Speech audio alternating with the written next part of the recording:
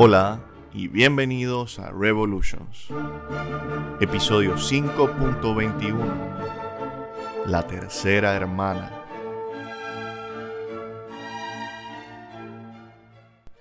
Nos hemos apartado un poco de Bolívar en los últimos episodios, lo dejamos después de la victoria en Carabobo, para luego continuar con José de San Martín y acompañarlo a Lima. La última vez que vimos a nuestro intrépido libertador era octubre de 1821 y acababa de aceptar la presidencia de la nueva República de Colombia. Pero si recuerdan, él no quería realmente ese trabajo y dejó la Administración General de Colombia al vicepresidente Santander, quien realmente sí quería el trabajo. Tanto como Bolívar rehuía la política civil para centrarse en los asuntos militares, Santander se entregó a la política civil y se alegró de no tener que más nunca disparar una bala. El Libertador y el hombre de las leyes formaban, en ese sentido, el equipo perfecto. Bolívar dirigiendo el ejército y Santander dirigiendo el gobierno. Pero sus responsabilidades divergentes pronto provocarían fricciones entre los dos hombres. Con Bolívar impacientándose con la obsesión de Santander por las formalidades legales, mientras que Santander era irritado por las imperiosas exigencias de Bolívar. Tan pronto como los dos hombres tomaron posesión formal de sus cargos en octubre de 1821, esta fricción empezó a develarse. Bolívar ordenó a Santander que reuniera 5.000 hombres, con las armas y suministros correspondientes, y que los tuviera listos para marchar hacia el sur desde Bogotá lo antes posible. Santander hizo todo lo posible para satisfacer al Libertador, pero este fue el comienzo de una larga disputa entre ellos, con Bolívar exigiendo constantemente más hombres colombianos, más armas colombianas y más dinero colombiano, mientras marchaba cada vez más lejos de Colombia. Pero por el momento el objetivo de Bolívar seguía siendo completar a Colombia, y mediante alguna batalla heroica, desalojar a los últimos realistas del territorio reclamado por Colombia, para dar una tercera hermana que se uniera a las batallas de Boyacá y Carabobo, marcando la liberación de Quito. Por lo que Santander proveyó a Bolívar de un ejército. Así que para ponernos en contexto, recordemos de nuestros últimos episodios que después de que las victorias navales de Lord Cochrane aseguraran el alta mar para los patriotas en 1820, la crítica ciudad portuaria de Guayaquil declaró la independencia a finales de año. En cuanto se enteró de la noticia, Bolívar envió 1.000 tropas colombianas al mando del general de brigada Sucre para garantizar que Guayaquil siguiera libre del dominio español, pero sobre todo para que acabara integrándose en la Gran Colombia. Cuando Bolívar reunió sus tropas en Bogotá a finales de 1821 para marchar a liberar Quito, su plan consistía en llevar a su ejército a la costa, transportarlos a Guayaquil por mar, luego enlazar con Sucre y avanzar juntos hacia las montañas para capturar Quito. A principios de diciembre, Bolívar había reunido unos 4.000 hombres, no los 5.000 que había pedido, pero consideró que bastaba. Y el 13 de diciembre de 1821, Bolívar salió de Bogotá. Pero su gran plan se vio frustrado por mala inteligencia militar. Desde la costa se informó de que los barcos españoles estaban desembarcando más tropas y controlaban toda la costa. Pero esto no era cierto en absoluto. Alguien vio un solo barco desembarcando, un pequeño grupo de unos 800 refuerzos, y luego exageró lo que estaba pasando. La falsa información obligó a Bolívar a alterar sus planes. Abandonando la ruta marítima, ahora marcharía por la áspera carretera montañosa hacia el suroeste todo el camino hacia Quito, mientras enviaba órdenes a Sucre en Guayaquil para subir y atacarlos desde el otro lado. El único problema era que las fuerzas realistas habían embotellado a Sucre en Guayaquil y no podía salir. Y dado el retraso en las comunicaciones entre las dos fuerzas, ni Sucre ni Bolívar sabían realmente lo que el otro estaba haciendo. Y fue más por suerte que por otra cosa que lograron la ofensiva de dos frentes sobre Quito. Este cambio de planes significó otra hazaña de resistencia patriótica, ya que la larga marcha por los caminos montañosos hasta Quito duró meses y cobró un alto precio. A Bolívar le costó hombres muertos, heridos y desertores prácticamente todos los días. Pero después de avanzar infelizmente durante semanas, Bolívar recibió por fin buenas noticias. Al acercarse a Popayán, la primera gran ciudad realista en el camino a Quito, Bolívar estuvo encantado de recibir una nota del comandante de la guarnición de la ciudad. No solo estaba dispuesto a rendirse, sino que estaba dispuesto a desertar. Así que, qué buena noticia. Bolívar no solo no tuvo que luchar para asegurar Popayán, sino que además consiguió un montón más de tropas. Sospechando que esto era evidencia del colapso de la moral realista y que ese colapso podría ser explotable, Bolívar tramó lo que pensó que era un plan bastante ingenioso. Mientras marchaba hacia Pasto, la siguiente gran ciudad en el camino hacia Quito, escribió al vicepresidente Santander pidiéndole que redactara noticias falsas, informando de que los españoles estaban perdiendo la esperanza de controlar Sudamérica y que las publicara en los periódicos de Bogotá. Bolívar también solicitó comunicados oficiales falsos, que mostrarían a los españoles solicitando un salvoconducto para sus negociadores, y luego cálidas cartas de recibimiento tanto del vicepresidente Santander como del general Páez en Venezuela.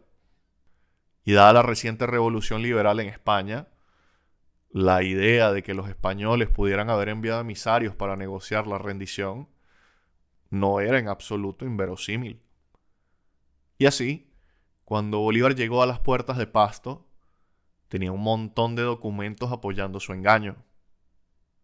Pero desafortunadamente encontró a los realistas en Pasto mucho más hostiles a la República y no creyeron en la propaganda ni por un momento. Tal vez era verdad o tal vez no, pero no iban a creerlo hasta que no lo escucharan directamente de sus superiores. Así que fracasando su treta, Bolívar trató de seguir marchando en lugar de quedarse sitiando Pasto. Pero mientras se iba moviendo, 1.200 realistas de la guarnición de Pasto marcharon para bloquear su camino. A finales de abril, los dos ejércitos se enfrentaron en Bomboná, en un terreno volcánico y escarpado, donde los realistas tomaron con éxito una posición estratégica y esperaron que Bolívar intentara pasar. Retomando sus viejos instintos, Bolívar decidió que podía derrotar a los realistas, quienes estaban en inferioridad numérica. Y el domingo de Pascua de 1822, ordenó a sus hombres un asalto frontal por los escarpados acantilados para intentar capturar el terreno elevado que ocupaban los realistas. Los resultados fueron previsiblemente terribles y las fuerzas de Bolívar sufrieron numerosas bajas. Pero un intrépido patriota lideró a una unidad en una osada subida por un escarpado acantilado para agarrar a los realistas por sorpresa. Pero incluso con este éxito, la lucha continuó hasta que cayó la noche. Y en el amparo de la oscuridad y la niebla, los realistas optaron por retirarse de su posición en lugar de seguir luchando. Técnicamente, la batalla de Bomboná fue una victoria para Bolívar, pero pírrica, ya que le costó 600 muertos y heridos, por no hablar de las deserciones que se produjeron inmediatamente después. Así que a pesar de reclamarla como una victoria, la batalla de Bomboná no era obviamente la tercera hermana que Bolívar estaba buscando. Y de hecho, para su disgusto posterior, resultaría que él no sería el que encontraría esa escurridiza tercera hermana. Y de hecho, en la historia de la liberación de Quito, el papel del libertador fue servir como mera distracción. Una distracción que permitió a Antonio José de Sucre salir de Guayaquil y atacar Quito desde la otra dirección. Y como fue Sucre y no Bolívar quien ganaría la icónica batalla en las faldas del volcán Pichincha, presentemos pues a Sucre. Antonio José de Sucre nació en la ciudad oriental venezolana de Cumaná en 1795. descendiente de antigua nobleza flamenca que había llegado a la América española un siglo antes, el abuelo de Sucre había sido gobernador tanto de Cuba como de Caracas, y el padre de Sucre era el gobernador de la provincia de Cumaná en el momento de su nacimiento. Así pues, aunque el pequeño Antonio no pertenecía a la aristocracia caraqueña, pues nació y creció en Cumaná, seguía siendo hijo de la élite de la clase dirigente criolla. Como era de esperar en un joven de su posición, ingresó en una academia militar de cadetes cuando era un adolescente. Pero esto era justo cuando el orden establecido empezaba a cambiar. Sucre solo tenía 12 años cuando se produjeron las abdicaciones de Bayona. El joven Sucre permaneció enrolado en el ejército durante los turbulentos años que siguieron a la toma del poder por la Junta de Caracas en 1810 y la Declaración de Independencia de Venezuela en 1811.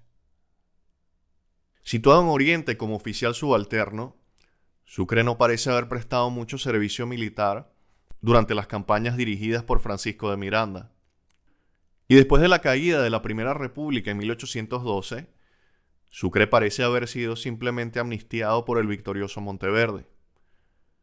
Ahora, a partir de aquí le pierdo un poco la pista, porque aunque sabemos que Sucre consiguió papeles que le permitían salir hacia la Trinidad Británica, no está claro que llegara a partir. Si fue a Trinidad, esto significa que se unió allí a Santiago Mariño, y posiblemente fue parte de los 45 que volvieron a Venezuela para reanudar la guerra. Pero lo más probable es que Sucre se quedara en el este de Venezuela y simplemente se uniera al creciente ejército de Mariño cuando éste llegó a principios de 1813. Sea como sea, se unió al ejército de Mariño mientras éste liberaba las provincias orientales a lo largo de 1813. Esto es cuando Bolívar estaba conduciendo la campaña Admirable, la cual culminó en la fundación de la Segunda República.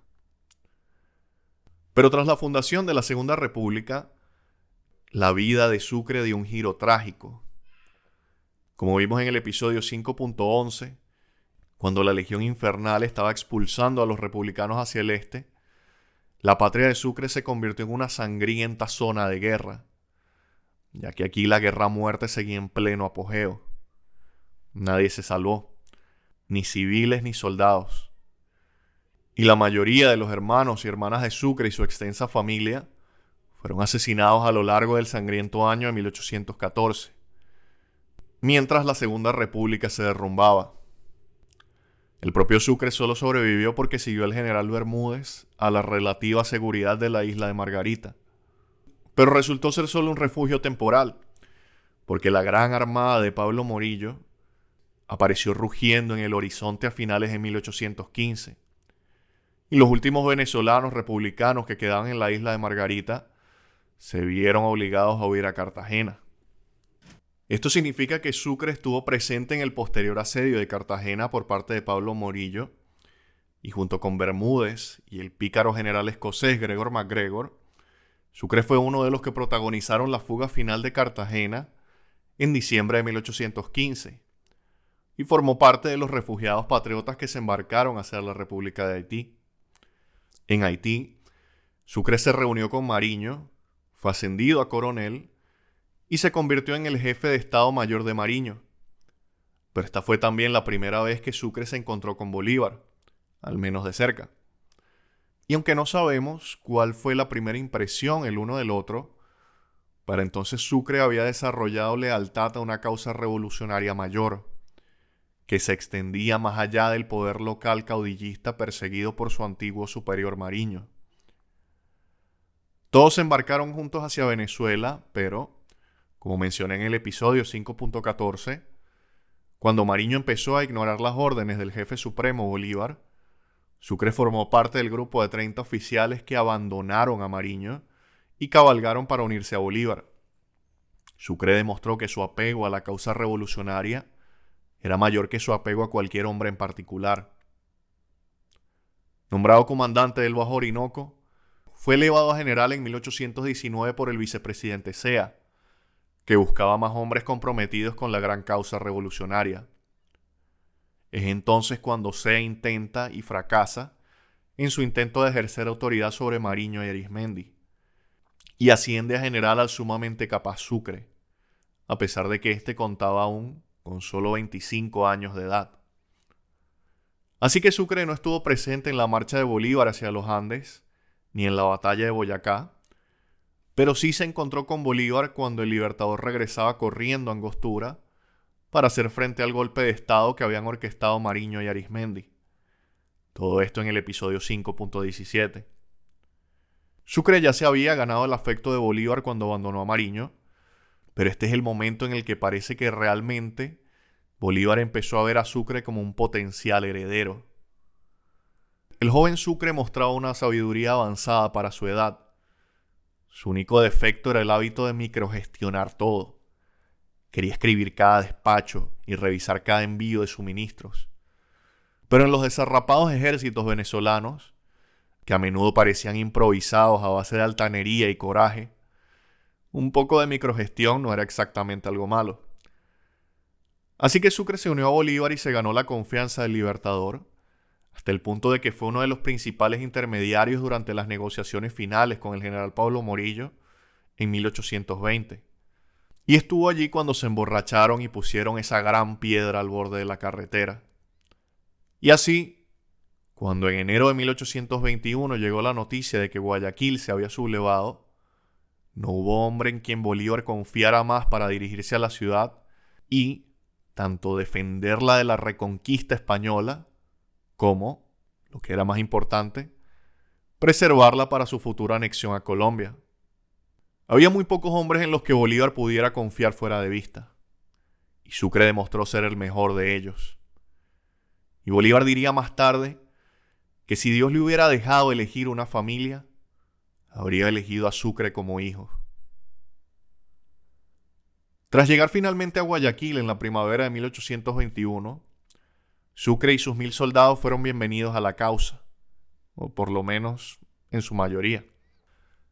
La importantísima ciudad portuaria estaba técnicamente dentro de los límites del virreinato de Nueva Granada. Lo había estado durante casi un siglo, y por esto se buscaba su futura integración en la Gran Colombia.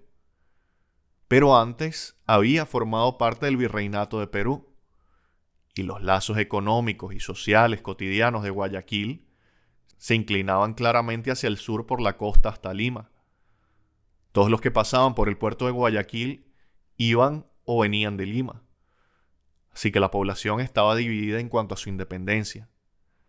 La mayoría quería unirse a Perú tan pronto como San Martín la liberara, mientras otros preferían Colombia, posiblemente sospechando que con su capital situada en la lejana Bogotá, en lugar de Lima, su autonomía local podría aumentar. Así que Sucre y sus hombres fueron bienvenidos. 1000 hombres no era algo que fueran a rechazar. Pero la facción properuana no perdió de vista al joven general colombiano. En el verano de 1821, Sucre hizo su primer intento de despejar el camino hacia Quito, pero encontró tanta resistencia que se vio obligado a retirarse de nuevo a la seguridad de Guayaquil. De hecho, en opinión de Sucre, sin refuerzos masivos estaba prácticamente atrapado en la ciudad, y escribió sendos despachos hacia el norte a Bolívar y hacia el sur a San Martín para informar de esto a aquellos grandes generales. Para entonces San Martín había entrado en Lima y declarado la independencia de Perú, y tras recibir la petición de refuerzos de Sucre, ordenó a 1200 hombres marchar hacia el norte. Esto era al mismo tiempo una muestra de solidaridad patriótica, como también una oportunidad para San Martín poder reclamar la región luego. Con estos soldados en camino, Sucre marchó de Guayaquil de nuevo en enero de 1822, tomando una tortuosa ruta hacia Quito. En lugar de dirigirse hacia el noreste directamente a la capital, se dirigió al sur, marchando a lo largo de la costa, antes de girar hasta la población montañosa de Saraguro.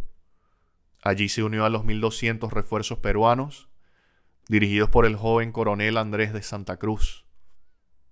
Santa Cruz es un personaje menor en nuestra historia, pero solo para que sepan, él pasa a ser presidente de la Bolivia liberada en 1829 hasta 1839.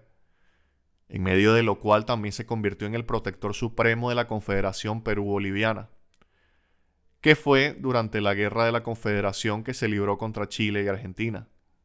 Porque claro, la independencia hispanoamericana no iba a resolver mágicamente todas las pugnas interregionales en América del Sur.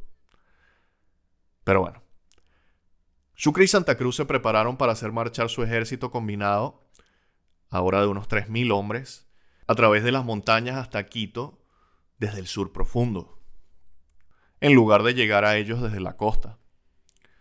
A medida que el invierno daba paso a la primavera, Sucre y su ejército avanzaron lentamente hacia Quito, obligando a todas las pequeñas guarniciones que encontró en el camino a retroceder a la primera vista de este ejército patriota.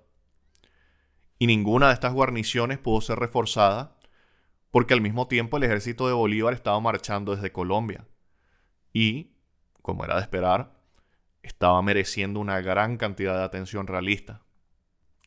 A finales de 1822, Sucre había capturado Riobamba y estaba haciendo su acercamiento final a Quito.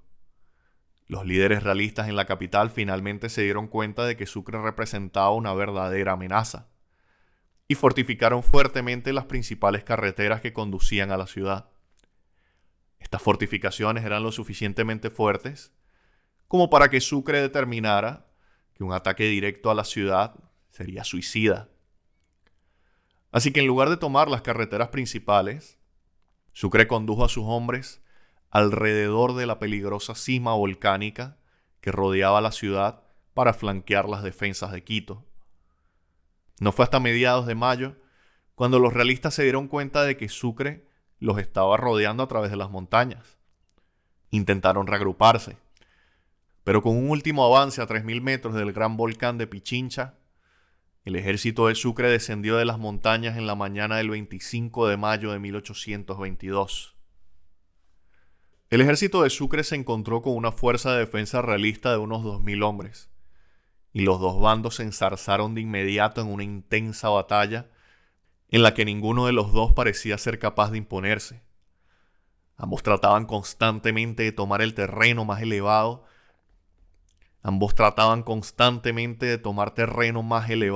que el que ocupaba el enemigo.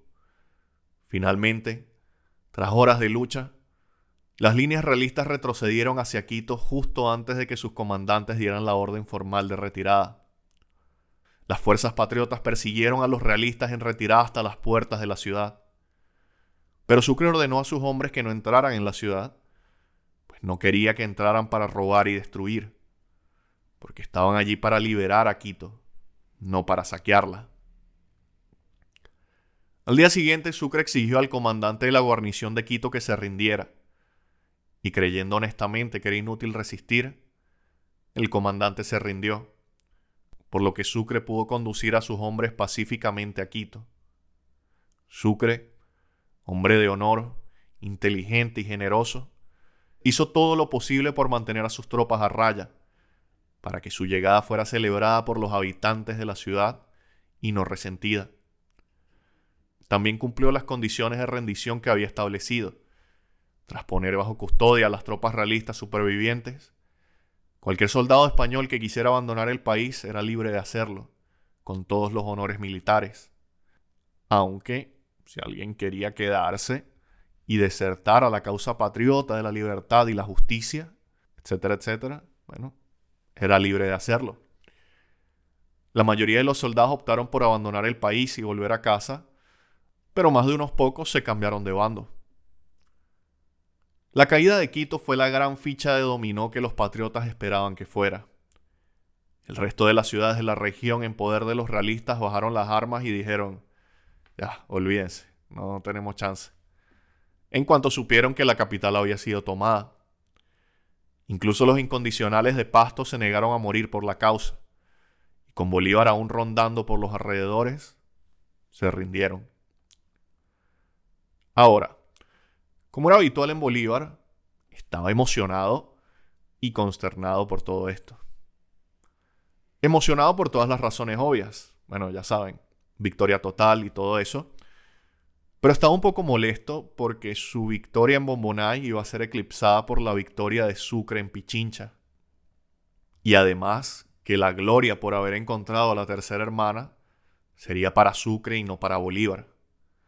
Y escribió algunos despachos a Santander tratando de posicionar la historia oficial de la campaña como que Bolívar era el general victorioso.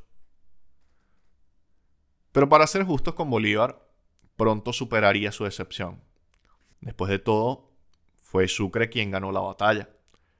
Y si tenía que compartir la gloria con alguien, pues que fuera con Sucre, a quien Bolívar literalmente quería como un hijo. Por su parte, Sucre hizo todo lo posible por no eclipsar al Libertador y siempre reconoció a Bolívar el mérito de la toma de Quito. El 16 de junio de 1822, el propio Bolívar entró a Quito al frente de las fuerzas que le quedaban y fue recibido por una multitud de jubilosos habitantes. El propio Sucre se mantuvo cautelosamente al margen y redirigió todas las aclamaciones del Libertador a Bolívar, reconfortando el claramente frágil ego del general. La incorporación de Quito al redil colombiano era un gran logro, uno que los altos mandos celebrarían sin egoísmos. Lo que había sido una ridícula quimera en Angostura en 1817, cuando se afirmó por primera vez que toda Nueva Granada formaría parte de la Gran Colombia, era ahora una realidad, y la Gran Colombia estaba completa. Para Bolívar, la toma de Quito fue el final de un capítulo de su vida y el comienzo de otro. Y no solo en términos de su carrera revolucionaria, sino también en su vida personal. Desde la muerte de Pepita Machado en 1819, Bolívar había estado soltero. Sí, había habido un drama en Bogotá en torno a una joven de la que Bolívar se enamoró pero que no le correspondió. Pero aparte de eso, había estado solo. Y todo cambió el 16 de junio de 1822, porque en un baile celebrado la noche de su llegada a Quito, Simón Bolívar conoció a Manuela Sáenz, cambiando la vida de ambos para siempre. Manuela Sáenz nació extramaritalmente en Quito en 1797. Era hija de un comerciante peninsular y de una criolla soltera. Al igual que Bernardo Higgins, el nacimiento de Manuela fue un escándalo.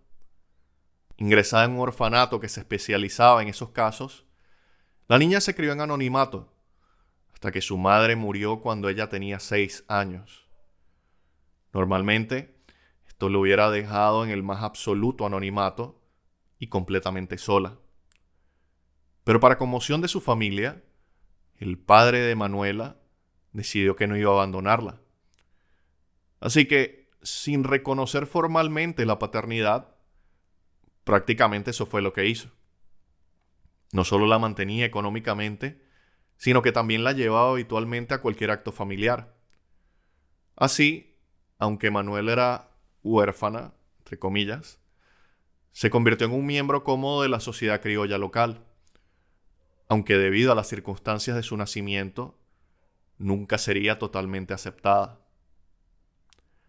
La peculiar educación de Manuela se mezcló con su personalidad naturalmente precoz para dar lugar a una joven inteligente, segura de sí misma, y a la que le importaban un bledo los valores sociales y políticos conservadores que la habían convertido en una vergüenza y habían hecho que su madre fuera rechazada por su familia solo por el delito de darle la vida.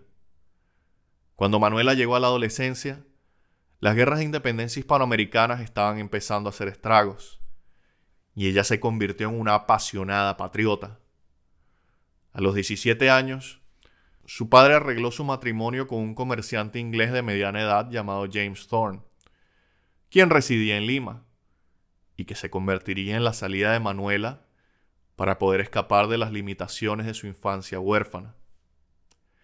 Y aunque Thorne era en muchos sentidos un terrible partido para ella, pues era un aburrido hombre de negocios, asentado en sus costumbres, ni espontáneo, ni con ganas de divertirse ni de alterar el orden político. En otros aspectos era la pareja perfecta, pues no intentaba contener la energía de su joven esposa y, aunque viajaba por negocios, se complacía en dejar que ella llevara las riendas en Lima. Manuela, buena contable y negociadora persuasiva, disfrutaba de una vida independiente en la bulliciosa Lima. Siempre comprometida con su patria, Manuela se emocionó con la llegada del general San Martín en 1821 y se convirtió en una figura fija de la sociedad patriota tras la liberación, hasta el punto de que San Martín le concedió una medalla por su labor de apoyo a la causa. Pero cuando unos meses más tarde le llegó la noticia de que Quito estaba a punto de caer, se apresuró a volver a casa para ver qué podía hacer para proteger a su padre. Su padre, un viejo conservador peninsular, no iba a sobrevivir el nuevo orden sudamericano sin ayuda. Con suerte, Manuela podría protegerle de las represalias patrióticas, lo que probablemente significaría conseguirle un salvoconducto para volver a Europa. Así que llegó a Quito justo antes que Bolívar, y en el baile de celebración del 13 de junio de 1822, ambos se vieron por primera vez. Enamorándose al instante, Manuela, de 25 años, y Bolívar, de 38, iniciaron una apasionada aventura amorosa. Y siempre que él podía escaparse de los asuntos oficiales, estaban juntos. Tanto que con el tiempo sería más conveniente simplemente mezclar negocios y placer. Y Manuela se convertiría no solo en su amante, sino en una compañera activa en la futura campaña para liberar Perú. Y luego en el proyecto para tratar de mantener unida a la Gran Colombia, a medida que los estruendosos cañones de la guerra daban paso a los silenciosos y largos cuchillos de la política. Pero por el momento Bolívar no se daba cuenta todavía de que tenía una socia en Manuela, y a las pocas semanas de llegar a Quito, Bolívar dijo: mira, tengo un asunto urgente en Guayaquil y tengo que irme. Y de verdad que era un asunto urgente. Bolívar ya había intercambiado otra ronda de correspondencia con el general San Martín, y no había sido agradable.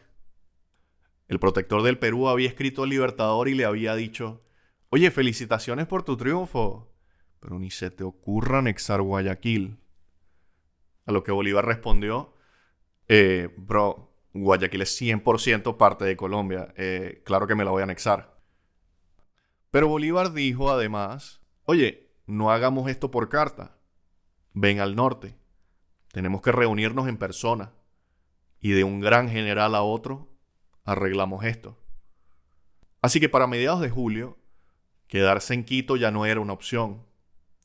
Después de extender la invitación a San Martín para que viniera al norte, Bolívar tenía que llegar a Guayaquil antes que San Martín. Así que, a pesar de las furiosas protestas de Manuela, Bolívar cabalgó hasta la costa, dejándola atrás. Y en el próximo episodio, Bolívar se adelantará a San Martín en llegar a Guayaquil para establecer una cumbre entre los dos grandes generales que vería a uno de ellos abandonar el escenario revolucionario para siempre.